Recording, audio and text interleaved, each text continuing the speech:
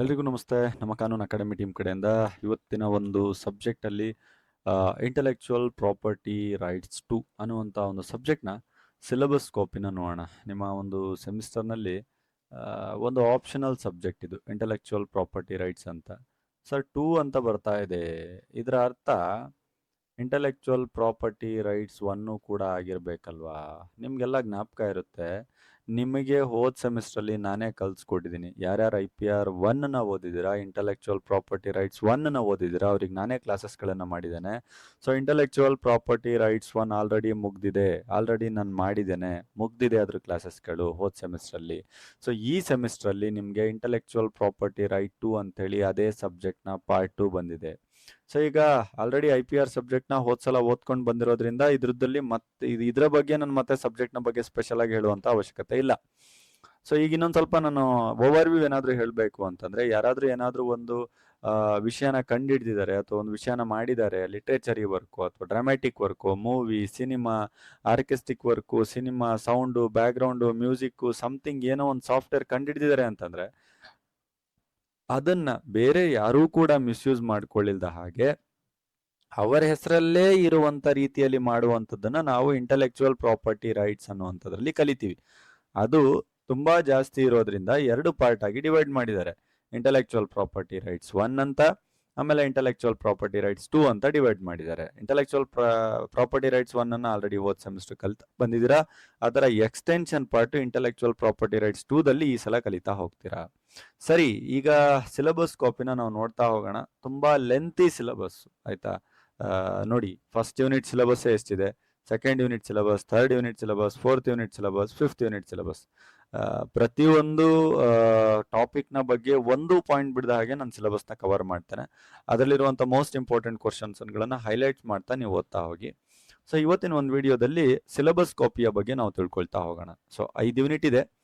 So 5 unit ಅಲ್ಲಿ ಮೊದಲನೇ unit ಏನ್ ಹೇಳುತ್ತೆ ಅಂತ ಇವಾಗ ನೋಡೋಣ ಫಸ್ಟ್. ಸೊ ಮೊದಲನೇ ಯೂನಿಟ್ ಅಲ್ಲಿ ಇಂಡಿಯನ್ ಕಾಪಿರೈಟ್ ಲಾ ಬಗ್ಗೆ ಮಾತಾಡ್ತಾ ಇದೆ. ಅಂದ್ರೆ ಭಾರತದ ಕಾಪಿರೈಟ್ ಲಾ ಹೇಗೆ ವರ್ಕ್ ಆಗುತ್ತೆ ಅಂತ ಹೇಳ್ತಾ ಇದ್ದಾರೆ. ಸೊ ಆ ಇಂಡಿಯನ್ ಕಾಪಿರೈಟ್ ಲಾದಲ್ಲಿ ಒಂದಿಷ್ಟು ಇಂಟ್ರೊಡಕ್ಷನ್, ಓವರ್ವ್ಯೂ, ಸ್ಟಾರ್ಟಿಂಗು ಒಂದಿಷ್ಟು ಇಂಟ್ರೊಡಕ್ಷನ್, ಓವರ್ವ್ಯೂ ಏನೇನು ಅಂತ ಅದನ್ನ ಹೇಳ್ತಾ ಹೇಳ್ತಾ ಈ ಇಂಟೆಲೆಕ್ಚುವಲ್ ಕಾಪಿರೈಟ್ಸ್ ಏನಿದೆ ಅದರ ಹಿಸ್ಟ್ರಿ ಏನ್ ಮಾತಾಡುತ್ತೆ ಅಂತ ನೋಡೋಣ. ಓಕೆ, ಸೊ ಅದರ ಜೊತೆಗೆ ಹಿಸ್ಟ್ರಿಯಲ್ಲಿ ಆ ಕಾನ್ಸೆಪ್ಟು ಕಾಪಿರೈಟ್ಸ್ ನ ರಿಲೇಟೆಡ್ ಯಾವ ರೀತಿಯಾಗಿ ಹಿಸ್ಟ್ರಿ ಇತ್ತು ಅಂತ, ಸೊ ಅದಾದ್ಮೇಲೆ ಅದರ ಒಂದು ಸ್ವಭಾವ ಏನಿತ್ತು, ನೇಚರ್ ಏನಿತ್ತು ಅಂತ, ಸೊ ಅದಾದ್ಮೇಲೆ ಸೈಲೆಂಟ್ ಫ್ಯೂಚರ್ಸ್ ಏನೇನಿದೆ ಈ ಕಾಪಿರೈಟ್ ಆಕ್ಟ್ ಇಂದು ಅಂತ, ಸೊ ಅದಾದ್ಮೇಲೆ subject matter of copyright act, ನಾವು ಯಾವುದನ್ನ ನಾವು ಕಾಪಿರೈಟ್ ಆಕ್ಟ್ ಆಗಿ ಮಾಡಬಹುದು, ಸಬ್ಜೆಕ್ಟ್ ಮ್ಯಾಟರ್ ಏನೇನಿರುತ್ತೆ, ಕೃತಿ ಸ್ವಾಮ್ಯದ ವಿಷಯಗಳೇನು, ಅಥವಾ ಈ ಒಂದು ಕಾಪಿರೈಟ್ ಆಕ್ಟ್ ನ ಲಕ್ಷಣಗಳೇನು, ಕಾಪಿರೈಟ್ ಆಕ್ಟ್ ನ ಇತಿಹಾಸ ಏನು, ಪರಿಕಲ್ಪನೆ ಏನು ಅಂತ ನೋಡ್ತಾ ಹೋಗ್ತೀವಿ. ಇದ್ರಲ್ಲಿ ನಾವು ನೋಡ್ತಾ ಇರ್ಬೇಕಾದ್ರೆ ಲಿಟ್ರೇಚರಿ ವರ್ಕ್ಸ್ ಗಳು ಏನೇನಿದೆ, ಸೊ ಅಂದ್ರೆ ಬರವಣಿಗೆಗೆ ಸಂಬಂಧಪಟ್ಟಂತ ವರ್ಕ್ ಗಳೇನೇನಿದೆ, ಅಥವಾ ಡ್ರಾಮ್ಯಾಟಿಕ್ ವರ್ಕ್ ಗಳೇನಿದೆ, ಅಥವಾ ಮ್ಯೂಸಿಕಲ್ ವರ್ಕ್ಸ್ ಗಳೇನಿದೆ, ಅಥವಾ ಆರ್ಟಿಸ್ಟಿಕ್ಸ್ ವರ್ಕ್ಸ್ ಗಳೇನಿದೆ, ಸಿನಿಮಾಟೋಗ್ರಫಿಕ್ ಫಿಲ್ಮ್ಸ್ ಗಳೇನಿದೆ, ಸೌಂಡ್ ರೆಕಾರ್ಡಿಂಗ್ಸ್ ಗಳೇನಿದೆ, ಸೊ ಈ ಎಲ್ಲಾ ಒಂದು ವರ್ಕ್ಸ್ ಗಳೇನಿದೆಯಲ್ಲ ಇದರ ಆಧಾರದ ಮೇಲೆ ಇರುವಂತ ಕಾಪಿರೈಟ್ ಯಾವ್ಯಾವ ರೀತಿ ವರ್ಕ್ ಆಗುತ್ತೆ ಅಂತ. ಫಾರ್ ಎಕ್ಸಾಂಪಲ್, ಈಗ ಸಮಥಿಂಗ್ ಏನೋ ಒಂದು ಸಾಹಿತ್ಯ, ಕೃತಿ, ನಾಟಕ, ಸಂಗೀತ, ಕಲೆ, cinema, movie, voice recording, it mean that music, ಇದೆಲ್ಲ ಏನಿದೆಯಲ್ವಾ, ಇದೆಲ್ಲ ಒಂದು ಪೇಟೆಂಟ್ ವರ್ಕ್. ಅಂದ್ರೆ ಯಾರೋ ಒಬ್ಬ ವ್ಯಕ್ತಿ ತನ್ನ ಶ್ರಮನ ಹಾಕಿರ್ತಾನೆ. ಒಂದು ಸಿನಿಮಾ ನಡಿಬೇಕು ಅಂತಂದ್ರೆ ಹೇಗೆ ಡೈರೆಕ್ಟರ್, ಪ್ರೊಡ್ಯೂಸರ್ ಎಲ್ಲರನ್ನೂ ಸೇರಿ ಹಾಕಿರ್ತಾನೆ. ಸೊ ಅವ್ನು ಯಾರಾದ್ರೂ ಕದ್ಬಿಟ್ಟು ಲೀಕ್ ಮಾಡ್ಬಿಟ್ಟು ಬೇರೆ ಯಾವ್ದೋ ಒಂದು ವೆಬ್ಸೈಟ್ ಅಲ್ಲಿ ಬಿಟ್ಬಿಟ್ರೆ ಅದು ಕಾಪಿರೈಟ್ ಆಕ್ಟ್ ಇರುತ್ತಾನೆ. ಸೊ ಅಲ್ಲೇ ಕಾಪಿರೈಟ್ ಆಕ್ಟ್ ಎಂಟ್ರಿ ಆಗುವಂಥದ್ದು. ಆಮೇಲೆ ಡ್ರಾಮಾಸ್ಟಿಕ್ ವರ್ಕ್ ಅಂತ ಹೇಳ್ತಾ ಇದ್ದೀನಿ. ಅಂದ್ರೆ ಏನೋ ಒಂದು ಡ್ರಾಮಾ ಮಾಡಿರುವಂತ ವರ್ಕ್ ಆಗಿರ್ಬೋದು, ಅಥವಾ ಲಿಟ್ರರಿ ವರ್ಕ್ ಅಂತ ಹೇಳ್ತಾ ಇದ್ದೀನಿ. ಲಿಟ್ರರಿ ವರ್ಕ್ ಅಂತಂದ್ರೆ ಬರವಣಿಗೆ ಮೂಲಕ ಯಾರೋ ಒಬ್ಬ ಏನೋ ಒಂದು ದೊಡ್ಡ ಬುಕ್ ಬರ್ತಿದ್ದಾನೆ, ಯಾವನೊಬ್ಬ ಕತ್ಕೊಂಡು ಹೋಗ್ಬಿಟ್ಟ. ಸೊ ಈ ರೀತಿಯಾಗಿ ಆಗುವಂಥದ್ದನ್ನೆಲ್ಲದನ್ನು ಕೂಡ ಇಲ್ಲಿ ಕಂಟ್ರೋಲ್ ಮಾಡುವಂಥದ್ದನ್ನ ನಾವು ಅಬ್ಸರ್ವ್ ಮಾಡ್ತಾ ಹೋಗ್ತೀವಿ. ಆಮೇಲೆ ಕಾಪಿರೈಟ್ ಆಕ್ಟ್ ನ ಟರ್ಮ್ ಎಷ್ಟು ಅಂತಂದ್ರೆ, ಒಂದು ಕೃತಿ ಸ್ವಾಮ್ಯವ ಇರುವಂತ ಒಂದು ನಾವು ಹಕ್ಕುಗಳನ್ನ ಕೊಡಬೇಕಾದ್ರೆ ಅದರ ಅವಧಿ ಎಷ್ಟಿರಬೇಕು, ಸೊ ಅದಾದ್ಮೇಲೆ ಕಂಪ್ಯೂಟರ್ ಸಾಫ್ಟ್ವೇರ್ಗೆ ಸಂಬಂಧಪಟ್ಟಿರುವಂತಹ ಕಾಪಿರೈಟ್ ಆಕ್ಟ್ ಯಾವ ರೀತಿ ಇದೆ, ಮೇನ್ಲಿ ಆಥರ್ ಮತ್ತೆ ಓನರ್ಶಿಪ್ ನ ಮಧ್ಯದಲ್ಲಿರುವಂತಹ ವ್ಯತ್ಯಾಸ ಏನು, ಆಥರ್ ಓನರ್ಶಿಪ್, ಬರ್ದಿರುವಂತ ಆಥರ್ ಓನರ್ಶಿಪ್, ಅವರಿಗೆ ಲೇಖಕ ಮತ್ತು ಮಾಲೀಕತ್ವಕ್ಕಿರುವಂತ ವ್ಯತ್ಯಾಸ ಏನು ಅಂತ ನೋಡ್ತಾ ಹೋಗ್ತೀವಿ. ಅವರಿಗಿರುವಂತ ರೈಟ್ಸ್ ಗಳೇನು, ಅಸೈನ್ಮೆಂಟ್ ಅಂದ್ರೆ ಏನು, ಅಥವಾ ಟ್ರಾನ್ಸ್ಮಿಷನ್, ಒಬ್ಬರಿಂದ ಇನ್ನೊಬ್ಬರಿಗೆ ರೈಟ್ಸ್ ಗಳು ಹೇಗೆ ಟ್ರಾನ್ಸ್ಫರ್ ಆಗುತ್ತೆ, ಆಮೇಲೆ ರಿಲಿಕ್ವಿಶ್ಮೆಂಟ್ ಅಂತಂದ್ರೆ ಏನು, ಆಮೇಲೆ ಲೈಸೆನ್ಸ್ ಯಾವ ರೀತಿ ಕೊಡ್ತಾರೆ, ಇನ್ಫ್ರಿನ್ಮೆಂಟ್ ಅಂತಂದ್ರೆ ಏನು, ಕಾಪಿರೈಟ್ಸ್. ಇಫ್ ಇನ್ ಕೇಸ್ ಇನ್ಫ್ರಿನ್ಮೆಂಟ್ ಆದ್ರೆ ಅವುಗಳಿಗೆ ರೆಮಿಡೀಸ್ಗಳೇನು, ಇದೆಲ್ಲದನ್ನು ಕೂಡ ನಾವು ಯೂನಿಟ್ 1 ಅಲ್ಲಿ ಕಲಿತೀವಿ.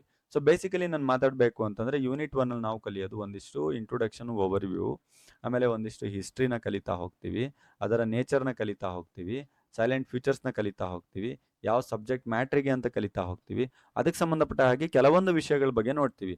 ಈ literary work, dramatic work, musical work, ಇದು artistic work, cinema work, sound recording, music ವರ್ಕ್ನ ನೋಡ್ತೀವಿ. ಆಮೇಲೆ ಕಾಪಿರೈಟ್ ಆ್ಯಕ್ಟನ್ನು ಎಷ್ಟು ಟರ್ಮಿಗೆ ಕೊಡಬಹುದು, ಕಂಪ್ಯೂಟರ್ ಸಾಫ್ಟ್ವೇರ್ಗೆ ಸಂಬಂಧಪಟ್ಟ ಹಾಗೆ ಕಾಪಿರೈಟ್ ಆ್ಯಕ್ಟು, ಆಥರ್ ಮತ್ತು ಓನರ್ಶಿಪ್ಗೆ ಸಂಬಂಧಪಟ್ಟ ಹಾಗೆ ಯಾವ ಯಾವ ರೈಟ್ಸ್ಗಳನ್ನು ಕಾಪಿರೈಟ್ ಯಾರ ಕೈಲಿರುತ್ತೋ ಅವ್ರಿಗೆ ಕೊಡುವಂಥದ್ದು, ಅಸೈನ್ಮೆಂಟ್, ಟ್ರಾನ್ಸ್ಮಿಷನ್, ರಿಲಿಸ್ಟ್ಮೆಂಟ್, ಇದನ್ನು ಕೂಡ ಕಲಿತೀವಿ. ಲೈಸೆನ್ಸ್ ಯಾವ ರೀತಿ ಕೊಡುವಂಥದ್ದು, ಯಾವನಾದ್ರೂ ಮಧ್ಯದಲ್ಲಿ ಇನ್ಫ್ರಿಂಜ್ ಮಾಡ್ದ ಅಂತಂದ್ರೆ ಸೊ ಅವನಿಗೆ ಯಾವ ರೀತಿ ರೆಮಿಡೀಸ್ಗಳನ್ನ ಕೊಡಬಹುದು ಅನ್ನುವಂಥದ್ದನ್ನ ಯೂನಿಟ್ 1 ಅಲ್ಲಿ ನೋಡ್ತೀವಿ. ಇದಿಷ್ಟು ಯೂನಿಟ್ 1 ಆಗಿದೆ. ಈಗ ಯೂನಿಟ್ 2 ಅಂತ ನಾನು ಬಂದಾಗ ಯೂನಿಟ್ 2 ದಲ್ಲಿ ಏನಿದೆ ಸಿಲೆಬಸ್ ಕಾಪಿ ಅಂತ ನಾವು ನೋಡಿದಾಗ ಯೂನಿಟ್ 2 ದಲ್ಲಿರುವಂಥ ಹೆಡ್ಡಿಂಗು ಬಯೋಲಾಜಿಕಲ್ ಡೈವರ್ಸಿಟಿ ಲಾ ಅಂತ ಇದೆ. ಸೊ ಬಯೋಲಾಜಿಕಲ್ ಡೈವರ್ಸಿಟಿ ಲಾದಲ್ಲಿ ಏನಿದು ಬಯೋಲಾಜಿಕಲ್ ಡೈವರ್ಸಿಟಿ ಆ್ಯಂಡ್ ಲಾ ಅಂತಂದರೆ ಅದ್ರ ಬಗ್ಗೆ ಒಂದಿಷ್ಟು ಇಂಟ್ರೊಡಕ್ಷನ್ನು, ಓವರ್ವ್ಯೂ, ಮೀನಿಂಗ್ನ ನೋಡ್ತೀವಿ. ಸೊ ಅದಾದಮೇಲೆ ಬಯೋಲಾಜಿಕಲ್ ಡೈವರ್ಸಿಟಿ ಅಂತಂದ್ರೆ ಏನು, ಜೈವಿಕ ವೈವಿಧ್ಯತೆ ಅಂತ ಕರಿತೀವಿ. ಸೊ ಹಾಗಂತಂದ್ರೆ ಏನು ಅಂತ ನೋಡ್ತೀವಿ. ಬಯೋಲಾಜಿಕಲ್ ರಿಸೋರ್ಸಸ್ಗಳು, ಟ್ರೆಡಿಷನಲ್ ನಾಲೆಜ್ ಯಾವ ರೀತಿ ಇದೆ ಅಂತ ನೋಡ್ತೀವಿ. ಬಯೋಲಾಜಿಕಲ್ ಡೈವರ್ಸಿಟಿ ಆ್ಯಕ್ಟ್ 2002 ಏನು ಮಾತಾಡುತ್ತೆ ಅಂತ ಅದರ ಒಂದಿಷ್ಟು ಫ್ಯೂಚರ್ಸ್ಗಳನ್ನು, ಸೈಲೆಂಟ್ ಫ್ಯೂಚರ್ಸ್ಗಳನ್ನು ನೋಡ್ತೀವಿ. ಸೊ ಅದಾದಮೇಲೆ ಈ ಬಯೋಲಾಜಿಕಲ್ ಡೈವರ್ಸಿಟಿಗಳನ್ನ ಕಂಟ್ರೋಲ್ ಮಾಡ್ಲಿಕ್ಕೆ ಯಾವ್ಯಾವ ರೀತಿ ರೆಗ್ಯುಲೇಷನ್ಸ್ಗಳಿದೆ ಅಂತ ನೋಡ್ತಾ ಹೋಗ್ತೀವಿ. ಆಮೇಲೆ ನ್ಯಾಷನಲ್ ಬಯೋಲಾಜಿಕಲ್ ಡೈವರ್ಸಿಟಿ ಅಥಾರಿಟಿ ಏನು ವರ್ಕ್ ಮಾಡುತ್ತೆ ಅಂತ ನೋಡ್ತೀವಿ. ಅದರ ಫಂಕ್ಷನ್ಸ್ ಏನು, ಪವರ್ಸ್ ಏನು, ಬಯೋಡೈವರ್ಸಿಟಿ ಅಥಾರಿಟಿ ಏನೇನು ಮಾಡುತ್ತೆ, ಸ್ಟೇಟ್ ಬೋರ್ಡ್ ಯಾವ ರೀತಿ ಕಂಟ್ರೋಲ್ ಮಾಡುತ್ತೆ, ಬಯೋಡೈವರ್ಸಿಟಿ ಮ್ಯಾನೇಜ್ಮೆಂಟ್ ಕಮಿಟಿ ಯಾವ ರೀತಿ ಅದರ ಫಂಕ್ಷನ್ಸ್ಗಳನ್ನು ಕವರ್ ಮಾಡುತ್ತೆ ಅಂತ ನೋಡ್ತಾ ಹೋಗ್ತೀವಿ. ಈ ರೀತಿಯಾಗಿ ಯೂನಿಟ್ 2ನ ನಾವು ಕವರ್ ಮಾಡಿದ್ದೀವಿ. ಮತ್ತೊಂದು ಸ್ವಲ್ಪ ನಾವು ಕ್ವಿಕ್ ರಿವಿಷನ್ ಏನಾದರೂ ಹೇಳಬೇಕು ಅಂದರೆ ಯೂನಿಟ್ 2ದಲ್ಲಿ ಏನು ಕವರ್ ಮಾಡಿದ್ದೀವಿ ಅಂತ. ಯೂನಿಟ್ 2ದಲ್ಲಿ ಬೇಸಿಕಲಿ ಬಯೋಲಾಜಿಕಲ್ ಡೈವರ್ಸಿಟಿ ಬಗ್ಗೆ ಮಾತಾಡಿದರೆ ಅದರ ಅರ್ಥ, ಮೀನಿಂಗು ಇದನ್ನೆಲ್ಲ ಮಾತಾಡ್ತಾ ರಿಸೋರ್ಸ್ ಎಲ್ಲಿಂದ ಬಂತು, ಟ್ರೆಡಿಷನಲ್ ನಾಲೆಜ್ ಎಲ್ಲಿಂದ ಬಂತು ಅಂತ ಹೇಳ್ತೀವಿ. ಸೊ ಅದಾದಮೇಲೆ ಬಯೋಲಾಜಿಕಲ್ ಡೈವರ್ಸಿಟಿ ಆ್ಯಕ್ಟ್ 2002 ಏನಿದೆ ಅದರ ಸೈಲೆಂಟ್ ಫ್ಯೂಚರ್ಸ್ಗಳನ್ನು ನೋಡ್ತಾ ಹೋಗ್ತೀವಿ. ಸೊ ರೆಗ್ಯುಲೇಷನ್ ಆಕ್ಸೆಸ್ಗಳನ್ನು ನೋಡ್ತಾ ಹೋಗ್ತೀವಿ, ಅಥಾರಿಟೀಸ್ಗಳ ಬಗ್ಗೆ ಮಾತಾಡ್ತಾ ಹೋಗ್ತೀವಿ, ಫಂಕ್ಷನ್ ಆ್ಯಂಡ್ ಪವರ್ಸ್ಗಳ ಬಗ್ಗೆ ಮಾತಾಡ್ತಾ ಹೋಗ್ತೀವಿ, ಸ್ಟೇಟ್ ಬಯೋಡೈವರ್ಸಿಟಿ ಬೋರ್ಡ್ಸ್ನ ಬಗ್ಗೆ ಮಾತಾಡ್ತಾ ಹೋಗ್ತೀವಿ, ನ್ಯಾಷನಲ್ ಬೋರ್ಡ್ಸ್ನ ಬಗ್ಗೆ ಮಾತಾಡ್ತಾ ಹೋಗ್ತೀವಿ. ಇದಿಷ್ಟು ಯೂನಿಟ್ 2ದಲ್ಲಿ ನಾವು ಸ್ಟಡಿ ಮಾಡ್ತಾ ಹೋಗ್ತೀವಿ. ಸೊ ಈಗ ಯೂನಿಟ್ 3 ಅಂತ ನಾವು ಬಂದಾಗ ಯೂನಿಟ್ 3ಯಲ್ಲಿ ಮೇಜರ್ ಆಗಿ ನಾವು ನೋಡುವಂಥದ್ದು ಯಾವುದು ಅಂತಂದರೆ protection of plant varieties and farmers right ಅಂತ. ಸೊ ಅಂತಂದರೆ ಡಿಫ್ರೆಂಟ್ ಪ್ಲಾಂಟ್ಸ್ಗಳೇನಿರುತ್ತಲ್ಲ, ಸೊ ಅದನ್ನು ಯಾವ ರೀತಿ ಪ್ರೊಟೆಕ್ಟ್ ಮಾಡ್ತೀವಿ ಅಂತ, ಫಾರ್ಮರ್ಸ್ಗಳ ರೈಟ್ಸ್ಗಳನ್ನು ಯಾವ ರೀತಿ ಪ್ರೊಟೆಕ್ಟ್ ಮಾಡ್ತೀವಿ ಅಂತ. ಸೊ ಇದನ್ನು ನಾವು ನೋಡ್ತಾ ಇರಬೇಕಾದ್ರೆ ಪ್ಲಾಂಟ್ಸ್ಗಳ ವೆರೈಟೀಸ್ಗಳನ್ನು ಪ್ರೊಟೆಕ್ಟ್ ಮಾಡಬೇಕಾದ್ರೆ ಯಾವ ರೀತಿಯಾದಂಥ ರೈಟ್ಸ್ಗಳನ್ನು ನಾವು ಪ್ರೊಟೆಕ್ಟ್ ಮಾಡಬಹುದು ಅಂತ ಹೇಳ್ತಾ ಇದೆ. ಸೊ ಈ ಒಂದು ಪ್ಲಾಂಟ್ ಬ್ರೀಡರ್ಸ್ಗಳೇನಿರುತ್ತೆ ಅದನ್ನು ಪ್ರೊಟೆಕ್ಟ್ ಮಾಡಬೇಕಾದ್ರೆ ನಮ್ಮ ಹತ್ರ ಇರುವಂಥ ಲೀಗಲ್ ಕಾನ್ಸೆಪ್ಟ್ಸ್ಗಳೇನು ಅಂತ ನೋಡ್ತಾ ಹೋಗ್ತೀವಿ. ನ್ಯೂ ಪ್ಲಾಂಟ್ ವೆರೈಟೀಸ್ಗಳೇನೇನು ಅಂತ ನೋಡ್ತಾ ಹೋಗ್ತೀವಿ. ಆಮೇಲೆ ಪಾಲಿಸಿ ಆ್ಯಂಡ್ ಆಬ್ಜೆಕ್ಟಿವ್ಸ್ಗಳು ಏನೇನಿದೆ ಈ ಪ್ಲಾಂಟ್ ವೆರೈಟೀಸ್ಗಳಿಗೆ, ಫಾರ್ಮರ್ಸ್ಗಳ ರೈಟ್ಸ್ಗಳ ಆ್ಯಕ್ಟ್ಗಳನ್ನು ಕೊಡ್ತಾ ಇರಬೇಕಾದ್ರೆ ಅಂತ ನೋಡ್ತಾ ಹೋಗ್ತೀವಿ. ಈ ಪ್ಲಾಂಟ್ ವೆರೈಟೀಸ್ಗಳ ಪ್ರೊಟೆಕ್ಷನನ್ನು ಕಂಟ್ರೋಲ್ ಮಾಡುವಂಥ ಅಥಾರಿಟಿ ಬಗ್ಗೆ ನೋಡ್ತಾ ಹೋಗ್ತೀವಿ. ಆಮೇಲೆ ನ್ಯಾಷನಲ್ ರಿಜಿಸ್ಟರ್ ಆಫ್ ಪ್ಲಾಂಟ್ ವೆರೈಟೀಸ್ಗಳೇನಿದೆ ಅದನ್ನು ನೋಡ್ತಾ ಹೋಗ್ತೀವಿ. ಯಾವ ಪ್ರೊಸೀಜರ್ನ ಫಾಲೋ ಮಾಡ್ತಾರೆ ರಿಜಿಸ್ಟ್ರೇಷನ್ ಮಾಡಲಿಕ್ಕೆ ಅನ್ನುವಂಥದ್ದು ನೋಡ್ತಾ ಹೋಗ್ತೀವಿ. ಏನೇನು ರೈಟ್ಸ್ಗಳು, ಪ್ರಿವಿಲೇಜಸ್ಗಳಿದೆ ಅಂತ ನೋಡ್ತಾ ಹೋಗ್ತೀವಿ. ಇದನ್ನು ಶೇರ್ ಮಾಡೋದ್ರಿಂದ ಏನು ಬೆನಿಫಿಟ್ಸ್ ಇದೆ ಅಂತ ನೋಡ್ತಾ ಹೋಗ್ತೀವಿ. ಕಾಂಪನ್ಸೇಷನ್ಸ್ಗಳು ಏನಿದೆ ಆ ಕಮ್ಯುನಿಟೀಸ್ಗಳಿಗೆ ಇಫ್ ಇನ್ ಕೇಸ್ ಏನಾದರೂ ಸಮಸ್ಯೆ ಆದರೆ ಅಂತ ನೋಡ್ತಾ ಹೋಗ್ತೀವಿ. ಕಂಪಲ್ಸರಿ ಲೈಸೆನ್ಸ್ ಅನ್ನುವಂಥದ್ದು ಯಾಷ್ಟರ ಮಟ್ಟಿಗೆ ಮಾಡಿದ್ದಾರೆ ಅನ್ನೋವಂಥ ನೋಡ್ತಾ, ಏನಾದರೂ ಇನ್ಫ್ರಿಂಜ್ ಆದರೆ ಈ ಪ್ಲಾಂಟಿಗೆ ಸಂಬಂಧಪಟ್ಟ ಹಾಗೆ, ಫಾರ್ಮರ್ಸ್ಗಳಿಗೆ ಸಂಬಂಧಪಟ್ಟ ಹಾಗೆ ಅಡಚಣೆ, ಉಲ್ಲಂಘನೆ ಏನಾದರೂ ಆದರೆ ಅವರುಗಳಿಗೆ ಹೇಗೆ ಒಂದು ರಿಲೀಫ್ಗಳನ್ನು ಕೊಡ್ತಾರೆ, ಅದರಲ್ಲಿ ನ್ಯಾಷನಲ್ ಫಂಡನ್ನು ಯಾವ ರೀತಿ ಇಟ್ಟಿದ್ದಾರೆ, ಜೀನ್ ಫಂಡನ್ನು ಅನ್ನುವಂಥದ್ದನ್ನು ನೋಡ್ತಾ ಹೋಗ್ತೀವಿ. ಸೊ ಬೇಸಿಕಲಿ ನಾನು ಹೇಳಬೇಕು ಅಂದರೆ ಯೂನಿಟ್ 3 ಕಂಪ್ಲೀಟಾಗಿ ಮಾತಾಡುವಂಥದ್ದು ಒಂದು ರೈತರ ಹಕ್ಕುಗಳು, ರೈತರ ರಕ್ಷಣೆ, ಆಯಿತಾ, ಡಿಫ್ರೆಂಟ್ ಪ್ಲಾಂಟ್ ವೆರೈಟೀಸ್ಗಳ ರಕ್ಷಣೆ, ಇದ್ರ ಬಗ್ಗೆ ಮಾತಾಡ್ತಾ ಹೋಗುತ್ತೆ.